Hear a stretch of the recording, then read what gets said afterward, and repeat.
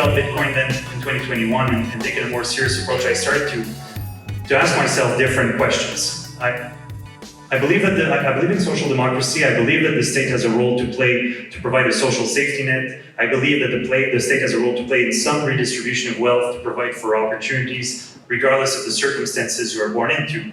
But for years, I focused on what kind of fiscal policies could drive desirable outcomes, like reducing poverty for kids and for seniors, and how eliminating loopholes, we could then try to reduce wealth inequalities. And I still believe these policies have an important role to play in our societies. However, there's something I never quite could figure out. I never could figure out why for decades, despite rising productivity, and no matter what party governed and what policies were in place, more redistributive or less redistributive, wealth always accrued at the very top.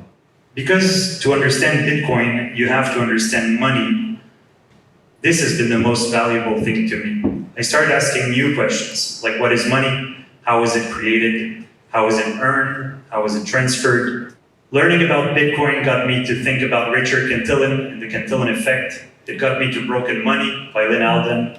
And slowly it got me to put some pieces of the puzzle together. And it got me to realize that if you are a progressive, you definitely should care deeply about the monetary system. And although I'm far from having it all figured out, and the more I learn, the more I feel ignorant, and the more I feel I need to learn, at least I'm pretty certain that over the last few years since 2021, I've started to ask myself some pretty good questions, and I find comfort in that.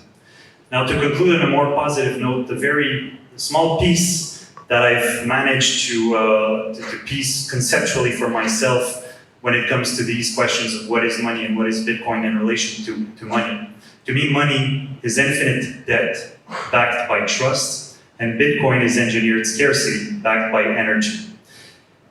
And it's simple, but it took me a while to get there, so this is, to me, in no small part, what makes Bitcoin such a fascinating subject.